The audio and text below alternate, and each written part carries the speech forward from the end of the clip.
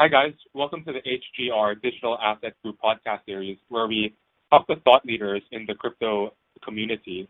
Today, we have Dante Disparte with us, and I've been following him a lot on his various platforms, including Forbes, Huffington Post, and the Harvard Business School publications, which I feel he has a lot of insightful things to say about the market. So how are you doing today, Dante? I'm doing very well, Sean. Thank you. Happy to be on the program.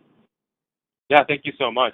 We're truly humbled by your presence. So the first question that I have is a very basic question. Can you tell us about yourself, your background, and how you got into the crypto community?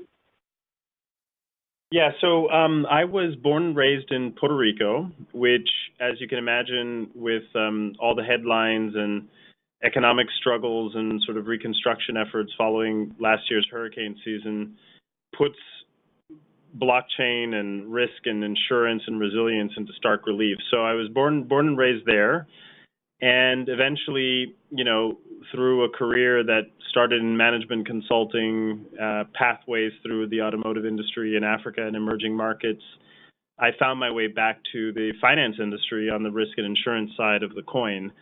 And blockchain is something that I think just has, profound opportunities to drive out transparency and friction and lack of accountability in many business processes and in government. So, it just makes a lot of sense given the type of work that we do. Got it. I'm actually from the Philippines, and we get a lot of typhoons over there as well. And I think there's a couple of blockchain-based hurricane or community relief disaster platforms. I think that's pretty interesting. So I noticed too that your background is very risk-based. And when I say that, it's because you're the CEO of the Risk Cooperative, which I assume deals with like a lot of different types of risks, from environmental risks to bad actors and hackers and all that bad stuff. So usually most people think of entrepreneurs as more risk-seeking and bold rather than risk-averse. So I'm just curious, how do you take calculated risks, and how do you evaluate opportunities or investments that come your way? Yeah, so we are by default risk-seeking, right? As a company, we're trying to challenge the $5.5 trillion insurance industry to change the model, right? That finance and economics have all too often shielded themselves behind so-called due diligence and arm's length transactions and KYC and anti-fraud fears. But I think 2017 really showed the world that all of the unfunded losses that occur in a marketplace, and in this instance I'm speaking about the insurance industry, eventually they get picked up by the taxpayer. So one insurance company's denied claim is another taxpayer's unsubsidized loss, and eventually that starts to trickle up to affecting the sovereign debt clock, which, as it is in many of the Western world and many countries in the Western world, is a one notch closer to midnight after each complex risk. So we're really risk-seeking and challengers to the industry to embrace new ways of trading, embrace new modes of delivery and back office capabilities that flatten the industry out as much as possible, create decentralized structures, and ultimately enhance resilience. Got it. So your company, the Risk Cooperative, what are your main lines of business? So we have three primary lines of business. The first is we're, for lack of a better term, sort of a boutique provider of risk management services and insurance to selected clients. And in those relationships, we handle enterprise risk management. So anything that's insurable, anything that stands in the way of the organization achieving its strategy, we really work hand in hand with those organizations as an extension of their team. So that's one core area of trade for us, but we have some specialties here in the firm relating to cyber risk, political risk, and then the development of technology-enabled insurance programs. The last two areas of the business are, kind of the advisory McKinsey-style sort of work that helps us that allows us to help our clients and organizations think through strategy and risk and sort of risk taking. And then last but not least, as you've probably picked up, we are thought leaders in our trade, and so the management team and the company really espouses this idea of intellectual curiosity and pushing things to the boundaries. Excellent. So you guys have two main things that you guys work on, execution and consulting. And I think that's pretty cool because McKinsey, I don't think they do much implementation, and I think it's a logical fit for you guys to do both. Yeah, exactly. And it's sort of, a report about climate change is very little comfort when climate change is at your heels. But a financial solution that provides liquidity, that is the difference for a community to build back and to get back on their feet, it provides a lot of comfort. So it's not enough to just point to problems. I think the world is really demanding of finance and insurance specifically, really, really different approaches that start to address this gap. The underinsurance gap is a real issue.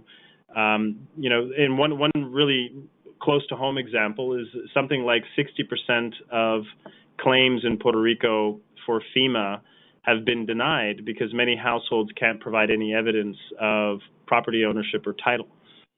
So in that world where you're recording this really critical transaction, home ownership using an analog method, digital threats and complex threats really leave people off without a safety net. And so, you could see that just would be an obvious place where blockchain can make an enormous difference. Yes, exactly. I love what you said right now.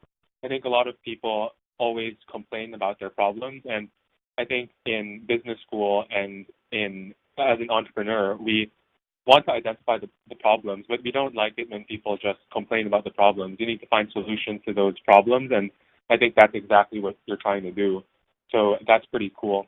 My next question has to do with your upbringing in Puerto Rico. I think Puerto Rico is super interesting.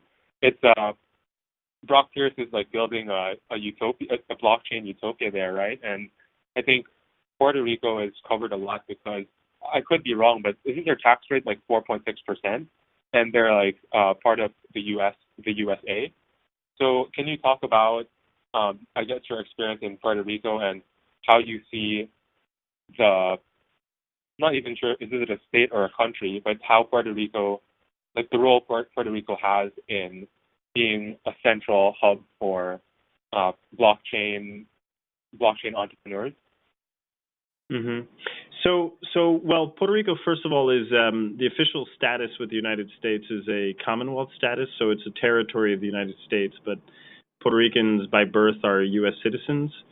But at the same time, as you might imagine, the island has an incredibly unique national identity. We fly our own flag. Spanish is the official language. We compete against the mainland U.S. in the Olympics. And not unlike the Philippines, where both Puerto Rico and the Philippines, after the Spanish-American War, were quote-unquote granted to the U.S., the Filipinos hacked their way to independence, and Puerto Rico remains a territory. So we're strange bedfellows in that respect. For the brief history lesson, now this issue of Puerto Rico, being a tax haven, my own personal opinion is that it's very hard to rebuild an economy and to rebuild a middle class by being a tax haven. And, Puerto Rico, I've been a big advocate of this vision that Puerto Rico could be the Singapore of the Caribbean. But in order to do that, you need to do more than provide efficient tax shelters for millionaires and billionaires. You need to really build up and restore the economic competitiveness that was once native on the island. We used to be in the top 10 pharmaceutical industry hubs on the planet in terms of R&D and development. So it's definitely one of the most economically advanced and competitive economies in the Caribbean. But, the clock has been set back by these hurricanes and in some respects by territorial neglect from the U.S. So after this debacle of these hurricanes in 2017, I think there's an opportunity to build back better. And, anybody who can invest and shouldn't just focus on investing on, tax efficient vehicles that don't create jobs, but things that build up the middle class and, really harness the talent that's on the island. Yeah, I agree with that. I think the Philippines and the Puerto Rico are pretty interesting because, as you mentioned, they share a lot of historical similarities. I do think that's also, well, I guess wealth inequality is also a problem in the Philippines. It has a very high Gini coefficient, and a lot of the wealth is concentrated in the hands of the few. So, yeah, I think a strong middle class is important, and I think that's why the Filipinos respect the U.S. so much. It's because, on average, like each person in the USA, in the middle class, like they have things a lot better than the middle class in the Philippines. Although I think education is improving in the Philippines and hopefully in Puerto Rico as well. When you think about the regulatory landscape with these ICOs, do you think that most tokens will be viewed as securities? And which authorities do you think have the most power in dictating the course of crypto assets? Would it be the CFTC, the SEC, or some other government agency? Yeah, so that's the type of question that requires me to look for my crystal ball. But what I will say is that, crypto as an asset class became a $1 trillion asset class in 2017 in no small measure because it started to plug into the real economy, and I don't mean the pun lightly, and come out from the shadows, right? Yeah. And so part of that plug-in was courtesy of the CME Group, the Chicago Mercantile Exchange, and the CBOE offering futures trading, which suggested to investors that were serious and institutional investors and folks that come in with a different regulatory standard than investors or speculators. What it suggested is that cryptocurrencies as an asset class are not going away. In fact, just recently, you start to hear Nasdaq and their CEO talking about the same market entry of a higher velocity trading marketplace offering crypto as sort of an investment destination. So I think while the regulators with any new asset class often play catch up, unfortunately many people are learning the hard way, through indictments and, regulatory action and enforcement actions from the SEC and others, that if it looks like a security, it's going to be treated as one. If it looks like it's fraud, then the hammer of justice will come down and find you. And that will also be true in an extraterritorial manner. So for the asset to really continue to thrive and continue to grow, and certainly to attract institutional investors, the regulatory frameworks have to catch up. But at the same time, the crypto community has to accept that the more it plugs into the real economy, the more it will actually make a difference in the lives of real people and not just be an asset that is being hoarded right now. Do you think that these large companies, like, for example, Nasdaq, like everyone trusts Nasdaq, is Nasdaq only going to facilitate crypto exchanges, or are they going to make their platform somewhat more decentralized and distributed? And if they want to make it more distributed and decentralized, does that even add much value to what Nasdaq is doing? Because right now it's a centralized trust, like a centralized platform of trust. Well, I mean, I can't posit what exactly Nasdaq will do. I mean, reading from, some recent articles about the possible entry into the space, I think Nasdaq may be in the view of offering some of the backbone that it provides to the more traditional economy, to the crypto economy for trading purposes. And again, those moves are very compelling. The Gibraltar, blockchain exchange or stock exchange has done something very similar to try to bring this asset class out from the shadows and into the light. All of that is incredibly encouraging. It does say a lot again about the entrance of more institutional players and longer range investors. Remember, the crypto utopians in the world have in some respects failed because the assets have proven to be way too volatile to be treated as a true substitute for currencies, right? So instead, what you've seen in terms of Bitcoin's performance is a lot of hoarding and a lot of concentration of wealth, which frankly replicates exactly the same conditions you see in the real economy. So you're not going to do a lot to democratize access to capital, democratize wealth and wealth transfer, and make for an efficient sort of alternative economy if everybody's hoarding the asset.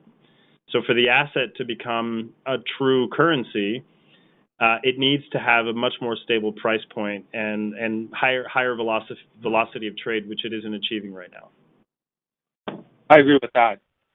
And do you think that the currency use case is the most prominent one, or do you feel like there are other use cases that will come up? And if so, what are your ideas? Well, I think we're in the 1,000 flowers blooming phase, right? And the market will pick the winners. So needless to say, I'm really encouraged by just the sheer volume of innovation taking place, both with cryptocurrencies, tokens, blockchain, and certainly we hope that the work that we're doing helps normalize the technology in the industry that we're in the insurance and risk management world.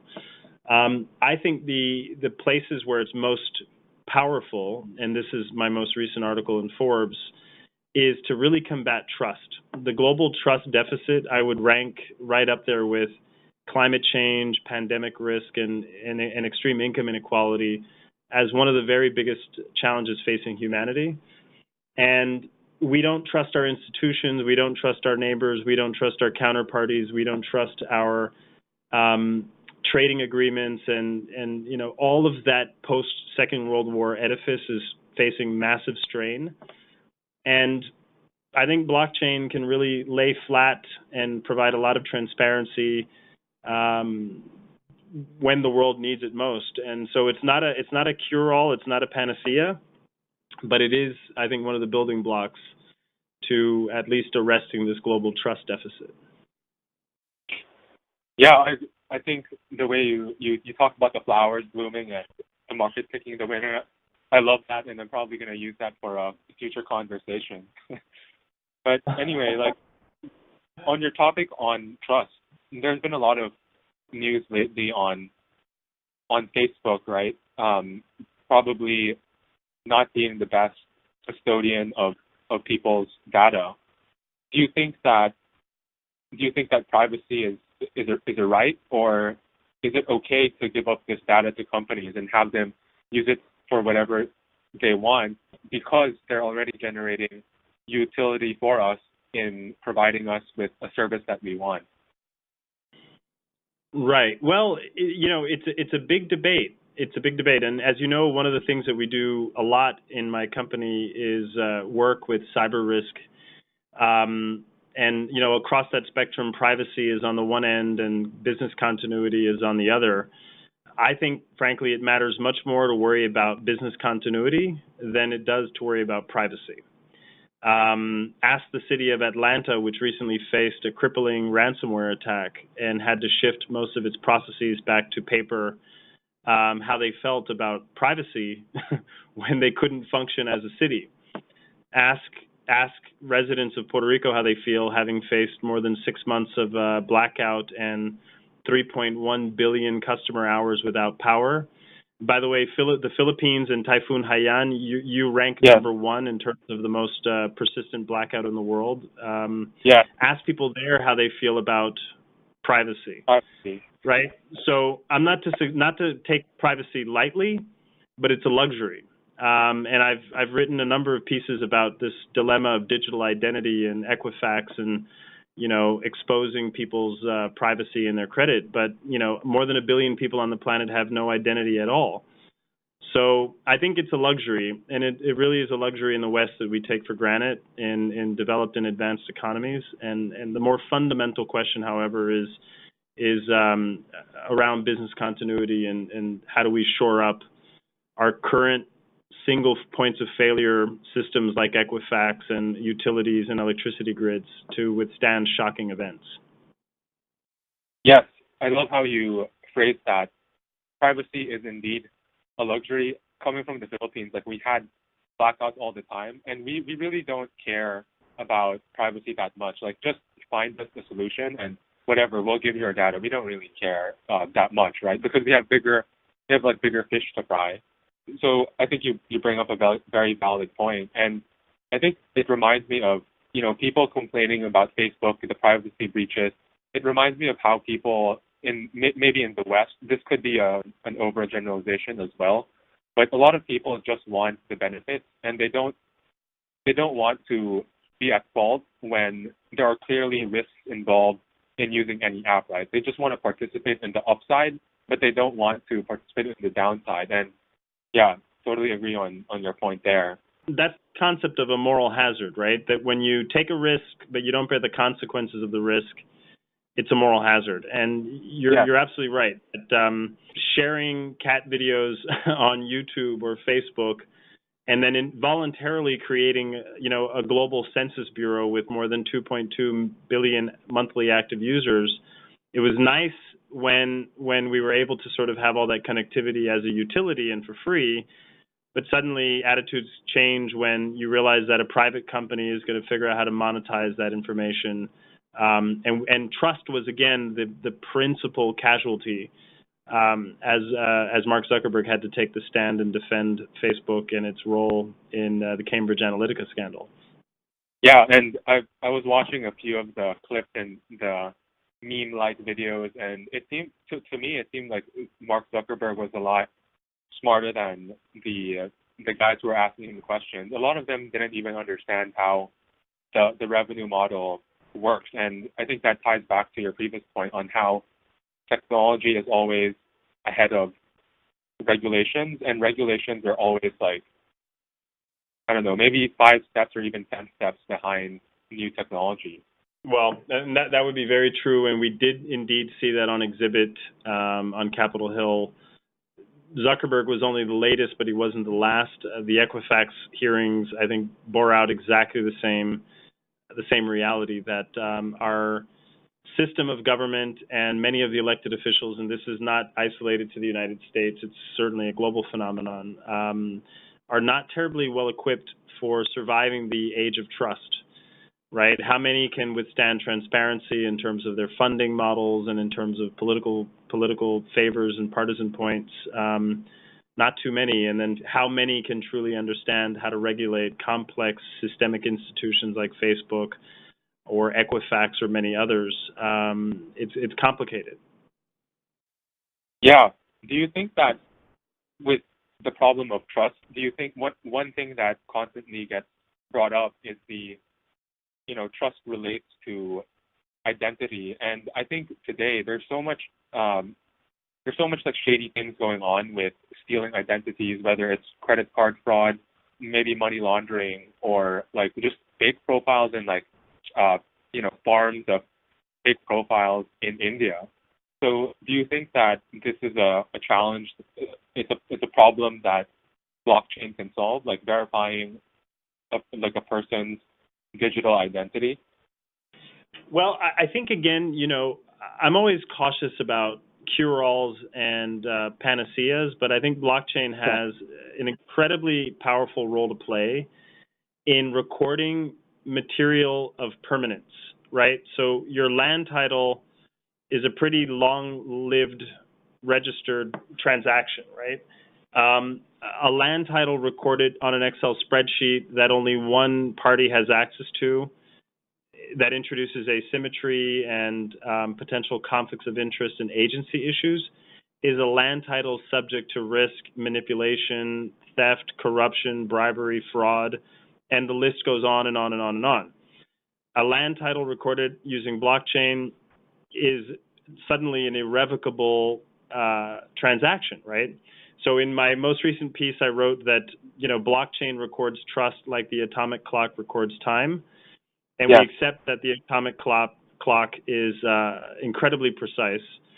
And I think this, using blockchain for issues as big as land ownership, evidencing identity, insurance policy recording, financial ledgering, items that require trust but are at the same time contracts or relationships that require longevity, it's an incredibly powerful platform. And as a technology, it is resilient by design. It's sort of like building an engine that is disaster-proof by design versus, again, storing data of this variety in a very centralized manner. You're just creating a honeypot for catastrophes that can build up, show up like this Equifax breach did. Exactly. I do have a follow-up question to that, which is when you think about who implements these blockchain protocols for, let's say, real estate verification or materials of permanence, as you called it, there's a concept in economics that's having an alignment of incentives. And it seems like a lot of the people, like I always ask, whenever I meet a person and I want to do business with them, I always need to know how are you paid, right? Because more often than not, someone will want to maximize their paycheck. And when you think about the, I guess in less economically developed countries like the Philippines or maybe Puerto Rico, why would these government officials want to implement solutions like blockchain, which are transparent, when you look at their paychecks, they're not paid a lot, right? And the money that they make is from corruption. It's from stealing people's land. It's from doing unethical practices that they don't want blockchain for because it exposes them. Mm-hmm. Yeah, well, look, it's true that in many developing and emerging countries around the world, corruption is as endemic as taxation is endemic in advanced economies. Both create friction. Both are like create a drag coefficient on sort of economic development and progress. The latter, however, helps build up the commons, right? The infrastructure, the electricity utilities, and the financial regulatory systems that we rely on when, private sector interest and public interest diverge. Can blockchain solve that? As I said at the outset, I'm a little cautious of this thousand flowers era of innovation because everybody's armed with solutions looking for problems. The shift toward blockchain in government and sort of blockchain in recording the business processes of governance requires leadership. And the leaders that get this will realize that we're now in an era where trust is the currency that matters most. And there's a very hefty price to pay when your stakeholders in the market and your investors see a disconnect between your stated levels of trust and your practice levels of trust. And in that world, a mechanism that can help flatten out centralized organizational structures like blockchain can really goes a long way. In fact, there's a great article by Gemma Green from Power Ledger, who wrote for Forbes, really comparing blockchain to the equivalent of a brand identity where trust is what is being sealed when companies can say that they're embracing blockchain in their business processes. Precisely. I agree with your point again, and I think that, as you said, I'm also quite wary of a blockchain solves all problems type of mentality, and I think probably easily over 90% of all the protocols that we see will, they're pretty crap, to be honest. And I think the job that we're trying to do at HGR, going back to your flower analogy, is we want to pick the winning flower. We want to pick the most beautiful flowers and pack them in a nice bouquet for our investors, and hopefully we can do that. I have one last question for you. This conversation has been super insightful, and I love the way you explain things in an accessible and very image, in a way that's very artistic. And the last question that I have is, what are your predictions on how this blockchain crypto space will develop? Do you have predictions for in the short term, in the long term, and in the medium term? Well, Sean, thank you for that. I'll try to be vivid in my last remarks as well. So I'm sensitive to giving investment tips and long-range predictions, except for one, that if you were looking for a stock tip, go long on climate change and short underground parking in Florida.